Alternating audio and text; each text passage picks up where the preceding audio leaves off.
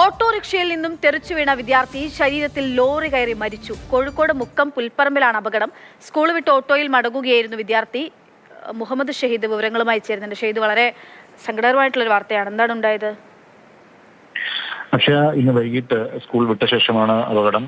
Manassery GUP school 2ാം class വിദ്യാർത്ഥിയായ അമൽ ആണ് ദാരുണമായി മരിച്ചത്.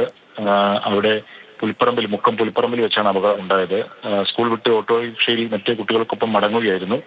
ആ സമയത്ത് എതിരെ വന്ന ടിപ്പർ ലോറിക്കടിയിൽ പെടുകയായിരുന്നു. ഓട്ടോറിക്ഷയിൽ നിന്ന് കുട്ടി തെറിച്ചു വീണു എന്നുള്ളതാണ് മനസ്സിലാക്കുന്നത്. ഓട്ടോറിക്ഷയുടെ വലതുഭാഗത്തെ വാതിൽ, സാധാരണഗതിയിൽ സ്കൂൾ കുട്ടികളൊക്കെ കൊണ്ടുപോകുന്ന വലതുഭാഗത്തെ വാതിൽ അത് ഓപ്പൺ ചെയ്യാത്ത വിധം ക്ലോസ് ചെയ്യാറുണ്ട്. പക്ഷേ ഈ വാതിൽ അങ്ങനെ ആയിരുന്നില്ല എന്നുള്ളൊരു സൂചന കൂടിയുണ്ട്. അങ്ങനെ അതുവഴി കുട്ടി പുറത്തേക്ക് തെറിക്കുകയായിരുന്നു.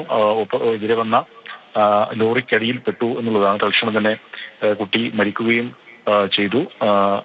GUP സ്കൂളിലെ 2ാം ക്ലാസ് വിദ്യാർത്ഥി അമലാണ് മരിച്ചത്. ഇതിന് കൂടെ ഒരു കാര്യം കൂടി ചോദിച്ചോട്ടെ. ടിപ്പർ ലോറികളുടെ ഒരു സമയ നിയന്ത്രണം ഉണ്ടായിരുന്നല്ലോ സ്കൂൾ തുറക്കുന്നതുമായി ബന്ധപ്പെട്ടുകൊണ്ട്, അതിപ്പോഴില്ലേ? പക്ഷേ ആ നിയന്ത്രണം ഇപ്പോഴും അങ്ങനെ തന്നെ നിലനിൽക്കുന്നുണ്ട്.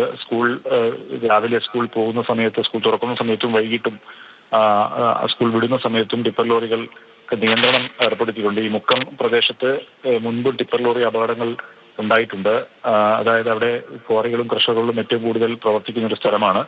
അവിടെ വലിയ തോതിൽ ടിപ്പർ ലോറികൾ റോഡുകളിൽ അപകടം ഉണ്ടാക്കുന്നു എന്നുള്ള ആരോപണമൊക്കെ ഉയർത്താറുണ്ട്. സ്കൂൾ ഈ അധ്യയന വർഷം തുടങ്ങുന്ന സമയത്ത് തന്നെ അവിടെ പോലീസും മോട്ടോർ വാഹന വകുപ്പും ഒക്കെ ടിപ്പർ ലോറികൾ അങ്ങനെ സ്കൂൾ സമയത്ത് റോഡിലിറങ്ങുന്നത് തടയുന്ന ഒരു നടപടിയൊക്കെ എടുത്തിരുന്നു. ലോറികൾ പിടിച്ചെടുക്കുകയൊക്കെ ചെയ്തിരുന്നു.